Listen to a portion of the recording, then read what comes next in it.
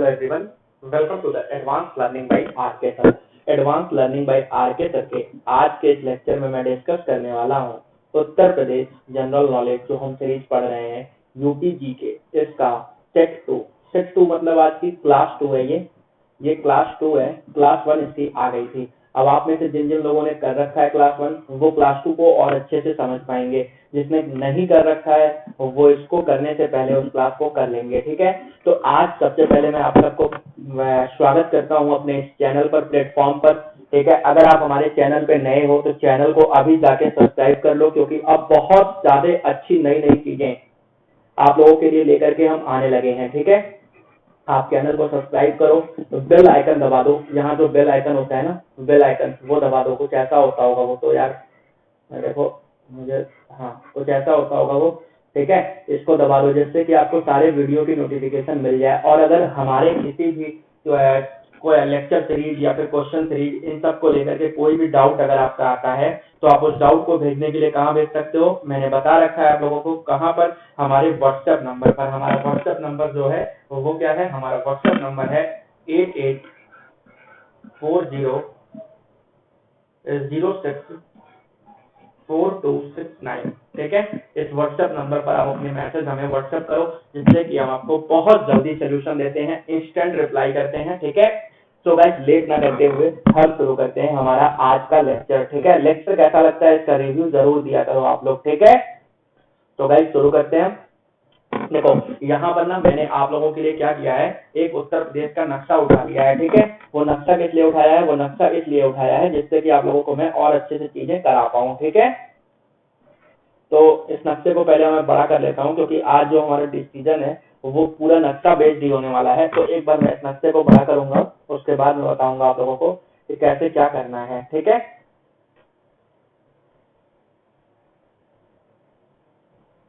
आज हम डिस्कस करने वाले हैं उत्तर प्रदेश का प्राकृतिक विभाजन। मैं बताता हूँ, एक बार मैप को लगा लेता हूँ सही से। यूपी का मैप है ये है हमारा प्यारा उत्तर प्रदेश। ठीक है, जिसके बारे में आज हमें डिस्कस करना है। ठीक है, और मैं देखो साथ के साथ बताते चलूंगा, साथ के साथ आपको मैप में भी लोकेट कराता चलूंगा। एक बार मैप मुझे छोटा करना पड़ेगा। सर इतना आ रहा है? सर ये कवर हो रहा है ना? देख लो सर एक बार, देख लो एक बार। हाँ इतना ठीक है, ऊपर वाला ठीक है। तो गाइस हम शुरू करते हैं हमारा आज का चैप्टर, जिसका नाम है आपका उत्तर प्रदेश का प्राकृतिक विभाजन। क्या नाम है चैप्टर का? चैप्टर का नाम है उत्तर प्रदेश का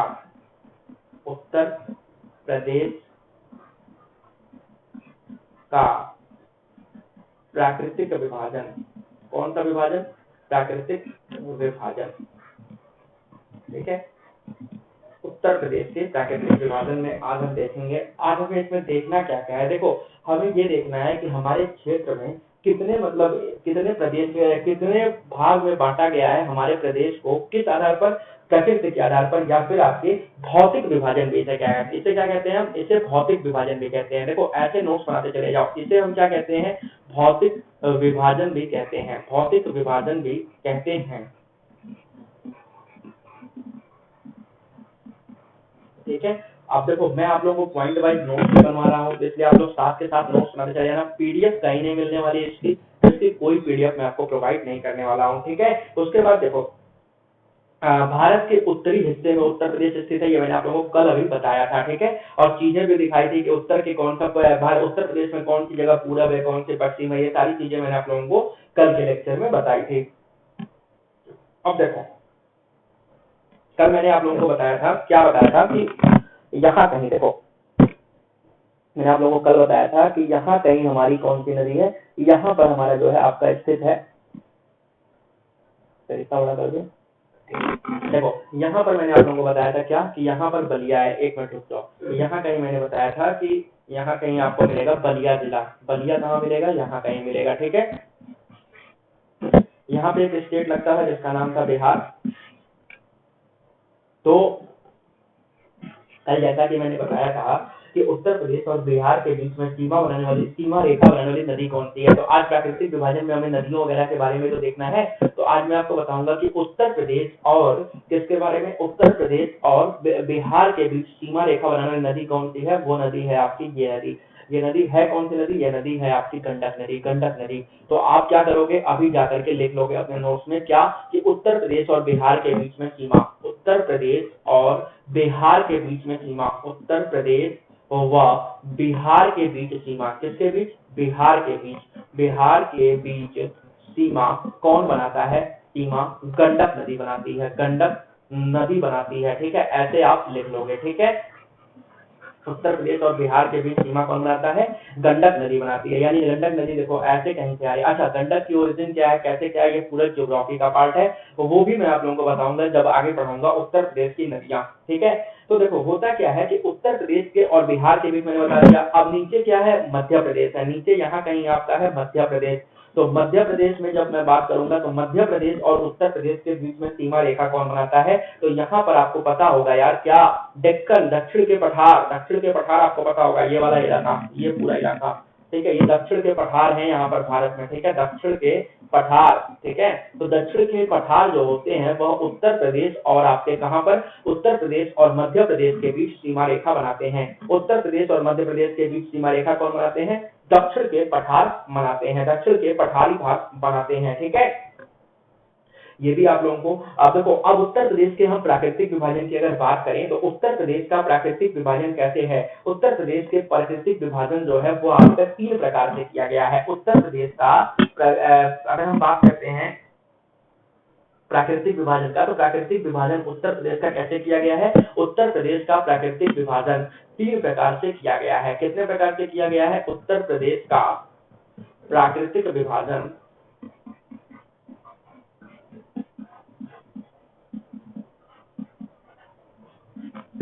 3 प्रकार से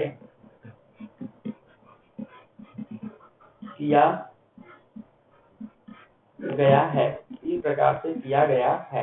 ठीक है, तो जब उत्तर प्रदेश के विभाजन की बात किया कि उत्तर प्रदेश का विभाजन कितने प्रकार से किया गया है, 3 प्रकार से। तो पहला भाग जो आता है वो आता है पर्वतीय भाग। पहला भाग कौन सा आता है, पर्वतीय भाग आता है। ठीक है, पर्वतीय भाग। अच्छा, पर्वतीय भाग क्या है, 2000 से, देखो वर्ष 2000 जब था, 2000 से पहले तो ये हमारा भाग था, 2000 से पहले ये हमारा भाग था, लेकिन अब नहीं है। पहले तो था लेकिन अब नहीं है। क्यों, क्योंकि 2000 में क्या होता है, उत्तरांचल बनता है, जो कि बाद में जाकर के उत्तराखंड बन जाता है, यही स्टेट। यानी 2000 से पहले हमारे पास पर्वतीय भाग था, अब हमारे पास पर्वतीय भाग नहीं है। उसके बाद दूसरा जो पार्ट आता है वो आता है मध्य का मैदानी भाग।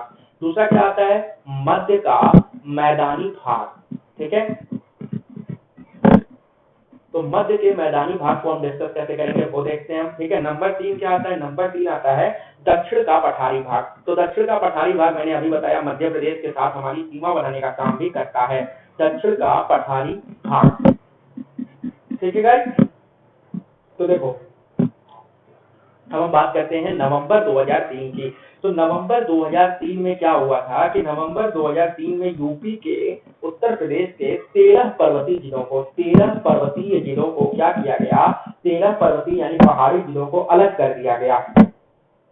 13 पर्वतीय जिलों को अलग करके क्या बनाया गया, जिलों को अलग करके क्या बना दिया गया, जिलों को अलग किया जाता है और अलग करके क्या बना दिया गया, इन जिलों को अलग करके बना दिया गया उत्तरांचल। अलग करके उत्तरांचल बना दिया गया। क्या बना दिया गया, उत्तरांचल बना करके रख दिया गया। ठीक है, उत्तरांचल बनाया गया। अच्छा, अब कहता है क्योंकि बाद में क्या हुआ, वर्ष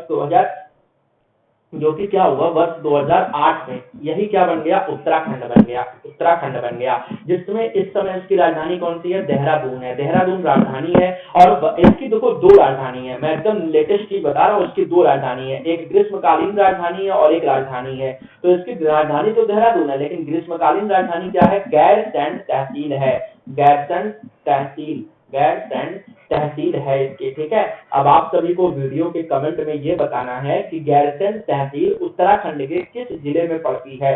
जिला आप लोग बताओगे, मैंने बता दिया कि ग्रीष्मकालीन राजधानी उत्तराखंड की कहाँ है, गैरसैंण तहसील में है। तो ये क्या होता है, उत्तरांचल 2008 में उत्तराखंड बनता है। अब क्या होता है कि जब देखो हमारे पास शुरू में क्या था, पर्वतीय भाग भी था। अब ये पर्वतीय भाग हमारा क्या हुआ, हमसे कट करके निकल गया। ये पर्वतीय भाग क्या हुआ, ये हमसे कटा और कट करके निकल गया। तो जब ये पर्वतीय भाग हमसे कट करके निकल जाता है तो हम क्या करते हैं, जो हमने मैदानी भाग था ना, जो मैदानी भाग था, मैदानी भाग इसी को दो भागों में बांट दिया। यानी मैदानी भाग को हमने क्या किया, दो भागों में बांटा। कौन कौन से, एक बांटा भावर भाग में और एक भागा तराई भाग में। तराई भाग में एक बांटा भावर तराई में, ठीक है। यानी अब भी हमारे पास तीन है, पहला है भावर भाग, दूसरा है तराई भाग और तीसरा है आपका दक्षिण का पठारी भाग, ठीक है, और मध्य का मैदानी भाग भी है, ठीक है। तो अब देखो शिवालिक श्रेणी जो थी, अब देखो अब आपको पता है हिमालय की एक श्रेणी है शिवालिक श्रेणी। तो जो शिवालिक श्रेणी थी वो आपको पता है यार कि उत्तराखंड यहाँ कहीं है, उत्तराखंड आपका यहाँ कहीं है, यहाँ कहीं उत्तराखंड है। अरे सॉरी, कलर चेंज करना पड़ेगा मुझे, यहाँ कहीं उत्तराखंड है, ठीक है, तभी समझ आएगा ये। यहाँ कहीं आपको उत्तराखंड है, इसके बाद इधर नेपाल है, ठीक है। तो उत्तराखंड जो है यहाँ पर इसके साथ क्या था, शिवालिक पर्वत श्रेणी है, ठीक है। शिवालिक पर्वत श्रेणी उत्तर प्रदेश और नेपाल को अलग कर रही है। यानी देखो क्या होता है, मैं कहना ये चाह रहा हूँ कि जो नेपाल है ना, नेपाल और ये उत्तराखंड, इन दोनों को साथ सीमा, अगर पूछे कि उत्तर प्रदेश और नेपाल के बीच सीमा कौन बनाता है, तो शिवालिक पर्वत श्रेणियां, याद रखना कौन सी, हिमालय की शिवालिक पर्वत श्रेणियां, ठीक है। हिमालय की सर्व शिवालिक पर्वत श्रेणियां जो है वो नेपाल और उत्तराखंड, ठीक है, मतलब उत्तराखंड और उत्तर प्रदेश के साथ सीमा कौन बनाता है, शिवालिक पर्वत श्रेणियां। नेपाल और उत्तर प्रदेश के बीच कौन बनाता है, शिवालिक पर्वत श्रेणियां, ठीक है। तो मैंने आपको बताया बिहार वाला, अभी बताया बिहार गंडक नदी, और मध्य प्रदेश के साथ बताया मैंने दक्षिण के पठार, और अभी हमने बताया उत्तराखंड और नेपाल के साथ। तो उत्तराखंड के साथ कौन बनाता है, उत्तराखंड के साथ बनाती है शिवालिक की पहाड़ियां, और वैसे ही नेपाल के साथ कौन बनाता है, नेपाल के साथ बनाती है शिवालिक की पहाड़ियां, ठीक है। शिवालिक की पहाड़ियां क्या है, ये हिमालय का पार्ट है। ये जो भी आपको जियोग्राफी पढ़ाएगा वो एकदम डिटेल में पढ़ाएगा, ठीक है। जब मैं पढ़ाऊंगा जियोग्राफी तो मैं भी डिटेल में पढ़ाऊंगा, या जो पढ़ाएगा वो आपको डिटेल में पढ़ाएगा। अब देखो हमें क्या करना है, हमें आगे अपने लेक्चर सीरीज को आगे बढ़ाते हुए क्या करना है कि जो हमने प्राकृतिक विभाजन अभी किया, जो हमने कहा कि भावर का भाग, तराई का भाग, मध्य का मैदानी भाग और दक्षिण के पठारी भाग, इनको इस मैप में हम लोकेट कराते चलेंगे और इनके बारे में बताते चलेंगे आपको, ठीक है। तो देखो सबसे पहली चीज, भावर के भाग क्या होते हैं। भावर का भाग जो है ना, ये वो जगह है यार, देखो ये वो जगह है, ये वो जगह है जो आपकी क्या है, भावर की भाग है, ठीक है। भावर की भाग है आपकी ये जगह है, ठीक है। ये जगह आपकी क्या है, भावर की भाग है। मैं इसको भर देता हूँ एक बार, ठीक है, ताकि आप लोग समझ सको, ठीक है। ऐसे ही नोट्स में अगर आप मैप बना के कर सकते हो तो आप बिल्कुल करना यार, इससे अच्छी इंफॉर्मेशन मिलती है, अच्छी तैयारी होती है, ठीक है। तो देखो ये आपका हो गया मध्य भावर का भाग। भावर के भाग में क्या होता है, देखो जब पहाड़ों से आने वाली नदियां हैं यार, जाहिर सी बात है कि इधर देखो, इधर नेपाल है, देखो मैं बता रहा हूँ, इधर आपका नेपाल है, ठीक है।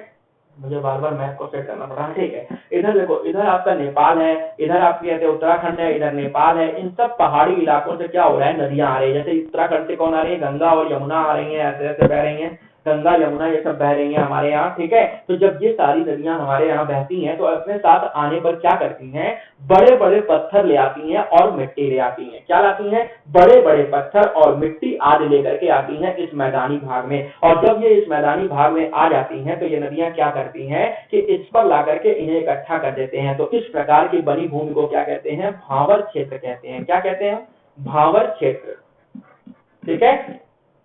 तो भावर क्षेत्र समझ गया आप लोग। भावर क्षेत्र क्या होता है कि इसमें क्या होता है, पहाड़ों से आने वाली नदियां हैं जो अपने साथ क्या कर रही हैं, बड़े बड़े पत्थर, कंकड़ और मिट्टी लेकर आ रही हैं, जिसको जमा कर दे रही हैं, तो इससे भावर क्षेत्र बन जाता है। अब सबसे इंपॉर्टेंट चीज मैं आपको बता दूं कि जो भावर क्षेत्र होता है ना, इनके अंदर नदियां कभी कभी भूमिगत होकर चलती रहती है। कहने का मतलब ये है कि इसके अंदर नदी आपकी, देखो ये इतने बड़े बड़े पत्थर है, ठीक है। एक बार मैं दूसरे कलर से ट्राई करता हूँ, कलर कलर कलर, चलो ये ले लेता हूँ, ठीक है। अब इसके अंदर मान लिया ये नदी है, ये नदी बह रही है, ठीक है, ये नदी बह रही है। अब इसके अंदर जब ये नदी बह रही है तो आपको हो सकता है यार कि ये नदी दिखे ही ना, क्यों, क्योंकि इतने बड़े बड़े पत्थर हैं, ये इनके नीचे ये नदियां दबी हुई हैं। जैसे रुको मैं अभी, oh shit shit shit shit, मुझे फिर से भावर बनाना पड़ेगा आपको। चलो ये होता है आपका भावर का क्षेत्र, ठीक है। ये इतना टेढ़ा नहीं रहता है, यहाँ से लगाए यहाँ तक का क्षेत्र है, ठीक है। तो भावर के क्षेत्र में क्या होता है कि ये भावर का क्षेत्र हो गया, अब इसके बाद क्या होता है, इसमें जो होती है नदियां कभी कभार क्या होती हैं, विलुप्त प्राय, मतलब एकदम नीचे से होकर के भूमिगत होकर के घूमती रहती हैं। अच्छा, अब देखो आप एक चीज क्या देखो, पूरब में आते आते, मैंने कल बताया था ये पश्चिम होता है, ये पूरब होता है। तो देखो पूरब में तो हम क्या देख रहे हैं कि पश्चिम से पूरब की तरफ बढ़ते बढ़ते भावर क्षेत्र की चौड़ाई क्या हो रही है, वो कम होती जा रही है। भावर क्षेत्र कुछ यहां तक रहता है, ठीक है, तो इसकी चौड़ाई क्या हो रही है, इसकी चौड़ाई कम होती जा रही है। सबसे पहली चीज क्या लिखना है हमें नोट्स में, हमें नोट्स में यह डिनोट करना है कि भावर क्षेत्र की चौड़ाई पश्चिम से पूरब की ओर बढ़ने पर कम होती है। क्या होती है, पश्चिम से पूरब की ओर बढ़ने पर कम होती है। यानी पश्चिम में यह चौड़ाई कितनी होती है, पश्चिम में यह चौड़ाई होती है 80 से 85 किलोमीटर। 80 से 85 किलोमीटर पश्चिम में चौड़ाई होती है भावर की, और पूरब में पहुंचते पहुंचते भावर की चौड़ाई कितनी हो जाती है, पूर्व वाली चौड़ाई हो जाती है 10 से 12 किलोमीटर। अब देखो मल्टीपल चॉइस क्वेश्चन यानी बहुविकल्पी प्रश्न में उसने पूछा क्वेश्चन एक बार, कहां पर, यूपी ट्रिपल एससी कनिष्ठ सहायक यानी जूनियर असिस्टेंट में क्या पूछा कि भावर क्षेत्र जो होता है वह पश्चिम से पूरब बढ़ने पर चौड़ाई घटती है, बढ़ती है, अपरिवर्तित रहती है, ऐसे ऑप्शंस देकर के उसने पूछा था। तो पश्चिम से जब पूरब जाएगा तब घटती है, जब पूरब से पश्चिम जाएगा तो बढ़ती है। याद रखना, पूरब से पश्चिम बढ़ती है, पश्चिम से पूरब घटती है, ठीक है।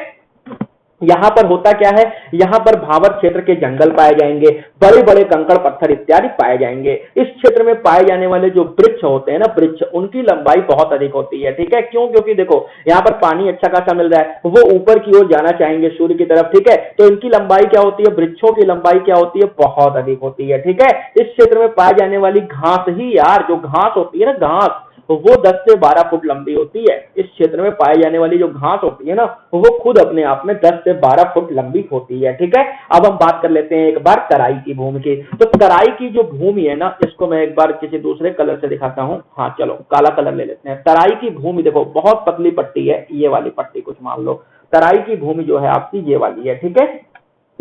तो इसमें क्या होता है, रुक जाओ एक बार, रुक जाओ, ये यहां से इसको थोड़ा सा अलग कर दो। अब तराई की भूमि बनाओ यहां से इसको मिलाते हुए, ठीक है। ये आपकी होती है तराई की भूमि। तो तराई की भूमि में क्या होता है, एक बार मैं इसे ड्रा कर देता हूं।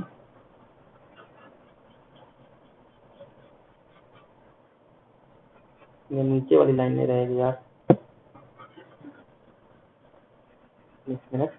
हाँ देखो, इससे आप समझ जाना यार तराई के भूमि, लेकिन जब आप कॉपी बनाना तो इस तरह से हेडलाइन हेडलाइन कर लेना, ठीक है, जिससे आपको समझ में आता रहे। तो तराई के भूमि की बात करते हैं। जब तो नदियां जब आगे बढ़ी, जब नदियां आगे बढ़ी तो यहाँ पर कंकड़ पत्थर छोड़ दिया नदियों ने, आगे जब आई तो अपने साथ क्या कर रही हैं, बालू और मिट्टी ला करके इन क्षेत्रों में छोड़ देती हैं। तो जिन क्षेत्रों में नदियां बालू और मिट्टी छोड़ती हैं उन्हें हम कहते हैं तराई की भूमि। नदियों का जलस्तर यहाँ पर क्या होता है, बहुत ऊंचा होता है। अच्छा, गोरखपुर जिला देखो आपका इधर ही आ रहा है, गोरखपुर हुआ, और फिर आपका महाराजगंज, कुशीनगर, फिर इधर लखनऊ लखनऊ वाला क्षेत्र, ये सब क्या हो रहा है, ये सब बीच में ही आ रहा है ना। तो ये सब आपका क्या हो रहा है, गोरखपुर आपका क्या हो रहा है, तराई क्षेत्र हो जा रहा है, ठीक है। तो देखो होता क्या है कि यहाँ पर नदियों का जलस्तर जो होता है बहुत ऊंचा रहता है, बाढ़ का खतरा इन क्षेत्रों में बना रहता है। तो जब नदियों का जलस्तर ऊंचा है तो क्या हो जाएगा, धान, गन्ना, इन सब की खेती क्या होती है यहाँ पर, अच्छी होती है। मैं लिखने के लिए इसके पॉइंट को छोटा कर रहा हूँ, थोड़ा सा कम कर रहा हूँ। हाँ चलो, धान, गन्ना और क्या कहते हैं गेहूं इत्यादि की खेती जो होती है ना, ये बहुत अच्छी होती है तराई क्षेत्रों में, ठीक है। यहाँ तक कि मैं आपको बता दूं कि गेहूं के उत्पादन में नंबर 1 जिला है आपका कौन सा, गोरखपुर जिला। गोरखपुर जिला जो है वह नंबर 1 है आपका किस मामले में, गेहूं के उत्पादन में, ठीक है। उसके बाद कहता है कि इसकी मिट्टी कैसी होती है, इसकी मिट्टी जो होती है वह दलदली होती है। क्वेश्चन पूछा कि इसकी मिट्टी कैसी होती है, इसकी मिट्टी होती है दलदली। अच्छा, इसकी मतलब किसकी भाई, इसकी मतलब होता है तराई क्षेत्र की मिट्टी। तराई क्षेत्र की मिट्टी जो होती है वह दलदली, बलुई और नमी युक्त होती है, नमी युक्त मिट्टी होती है, ठीक है। अब देखो मैंने क्या बताया, तराई की भूमि क्या होती है, तराई की भूमि ये होती है कि जब नदियां चलते हुए आती हैं और क्या करती हैं, अपने साथ लाया हुआ बालू और मिट्टी जिस क्षेत्र में जमा कर देती हैं, उस क्षेत्र की मिट्टी को हम उस क्षेत्र को क्या कहते हैं, तराई क्षेत्र कहते हैं। तराई क्षेत्र में नदियों का जलस्तर ऊंचा होता है, बढ़िया से दिखती हैं नदियां एकदम। इस क्षेत्र में धान, गन्ना, गेहूं इत्यादि की अच्छी खेती हो सकती है। इसकी मिट्टी कैसी होती है, दलदली होती है, बलुई होती है और नमी युक्त होती है। अब तीसरा हम डिस्कस करने वाले हैं अपना क्या चीज, तीसरा हम डिस्कस करने वाले हैं अपना मध्य का मैदानी भाग। तो मध्य के मैदानी भाग के लिए मैं आप लोगों को बता दूं, मध्य का मैदानी भाग कुछ ये वाला भाग है। मध्य का मैदानी भाग जो है ये कुछ ये वाला भाग है। तो मध्य के मैदानी भाग को हम देख लेते हैं एक बार। मध्य का मैदानी भाग ये वाला भाग है।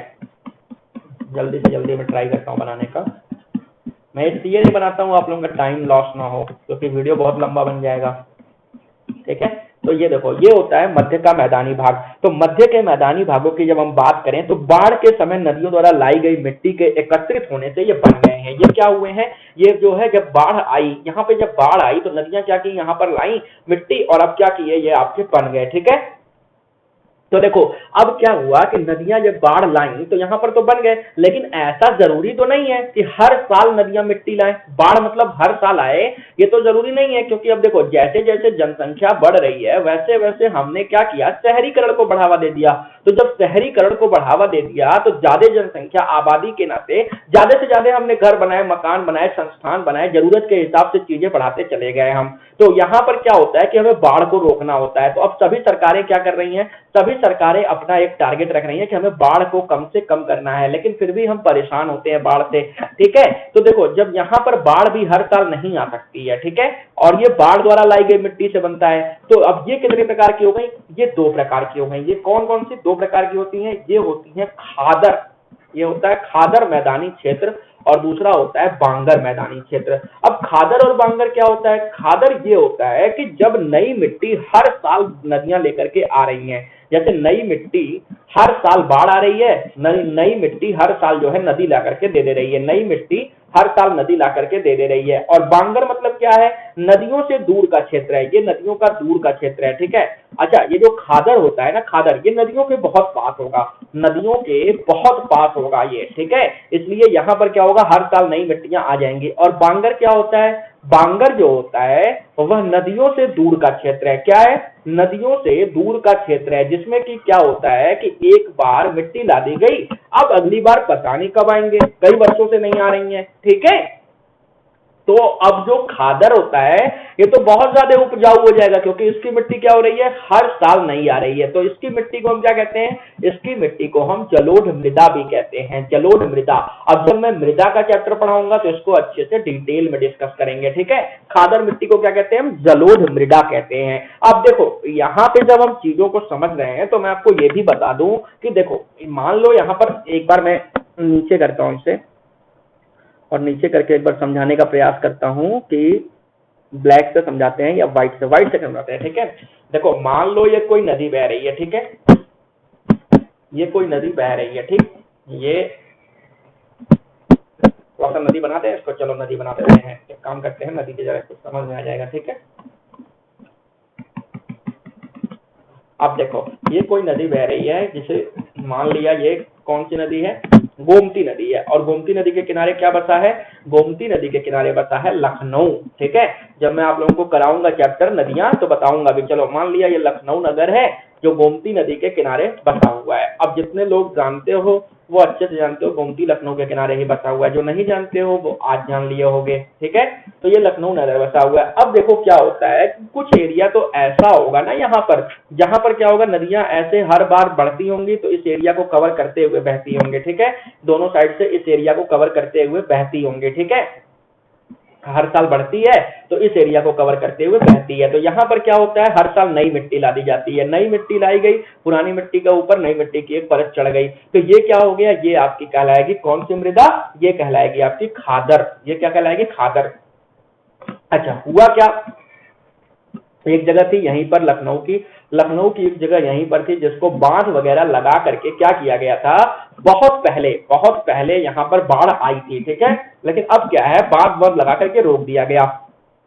अब क्या हुआ, हमारी नदी ने क्या किया, इस बांध को क्या किया, क्रैक कर दिया, इस बांध को क्रैक कर दिया, और यहाँ पर क्या किया, उन्होंने इस बांध को क्रैक कर दिया, और क्रैक करके नदी फिर यहाँ पर आ गई, यहाँ पर फिर आ गई। ठीक है, और फिर क्या हुआ, जब नदी आ गई तो नदी के जाने के बाद हमने क्या किया, फिर एक बार बांध को बना दिया। अब यहाँ पर क्या हुआ कि यहाँ पर ये मृदा जो है आकर के चली गई, लेकिन अब कई वर्षों तक नहीं आई। ठीक है, तो ये क्या हो गई, ये हो गई बांगर, ये क्या हो गई, बांगर। और खादर वाली क्या होती है, खादर वाली होती है जलोढ़ मृदा।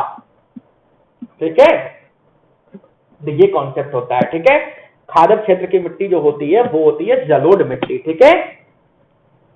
अब हम देख लेते हैं आपका क्या, दक्षिण का पठार। अब हम देखते हैं दक्षिण का पठार। दक्षिण का पठार एक बार मैप में लोकेट कराएंगे, फिर हम आएंगे एक बार यहाँ पर बोर्ड पे, ठीक है।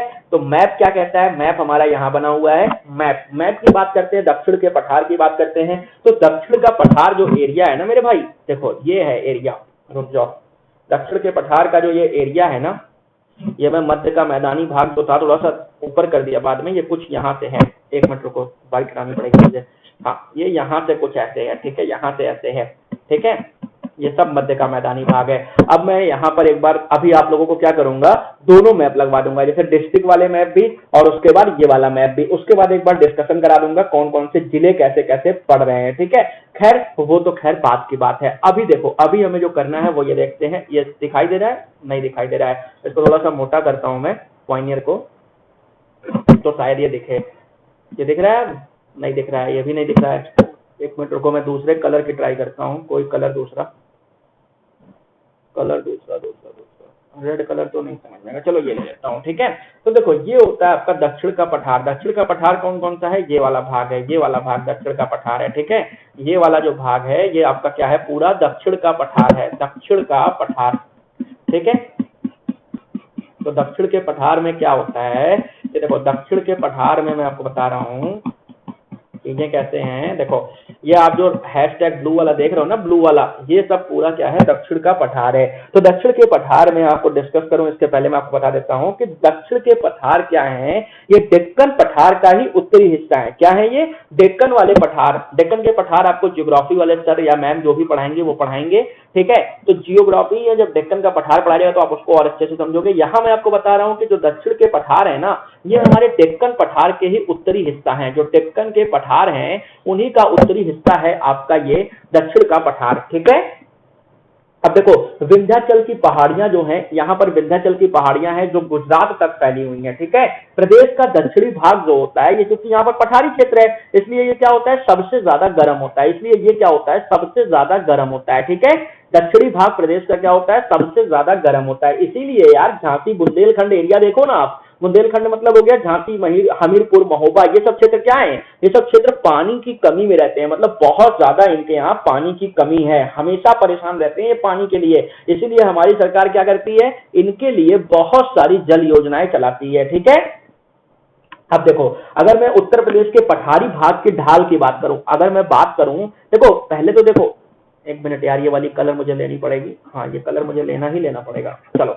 हाँ, अगर मैं बात करता हूं उत्तर प्रदेश के पठारी भाग के ढाल की, तो इसका पठारी भाग का ढाल कैसे है, इसका ढाल तो कैसे होगा बताओ, आप ही लोग बताओ। देखो ये दक्षिण होता है, आपको मैंने बताया था, और ये होता है उत्तर, अरे सॉरी, ये होता है उत्तर। तो मैंने आप लोगों को क्या बताया था, इसका ढाल कैसा होगा, इसका ढाल जो होगा वो कुछ इस तरह से होगा, इस तरह से। तो इसका ढाल कैसा होगा, दक्षिण से उत्तर होगा, क्योंकि हम तो इस वाले पार्ट की बात कर रहे हैं। बाकी ये तो एमपी की ओर से देखा जाएगा तब ना दिखेगा, हमें तो ये वाला पार्ट दिख रहा है। इमेजिन कर पा रहे हो आप लोग, नहीं कर पा रहे हो, चलो मैं बताता हूं। देखो आप यहाँ पर 3D में रखवाता हूं मैं इसको, यहाँ पर अब आप खड़े हो यहाँ पर, ठीक है।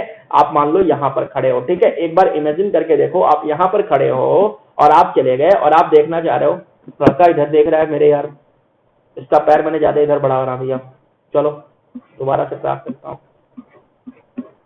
एक लड़का है जो इधर देख रहा है, ठीक है। तो अब उसको क्या होगा, ये वाला दिखेगा ना। तो ये कौन सी दिशा होती है, दक्षिण दिशा होती है, और ये दिशा कौन सी है, उत्तर है। तो उत्तर, हमारे ढाल कैसे है, दक्षिण से उत्तर का ढाल है, ठीक है, दक्षिण से उत्तर का ढाल है। अब इसी तरह अगर हम बात करें तराई और भावर भागों की, तो तराई और भावर भाग, मध्य के मैदानी भाग और तराई और भावर भाग। तो तराई और भावर भाग का जो ढाल है वो कैसा है भाई, अरे यहाँ पर खड़े हो जाओ और देख लो फटाक से।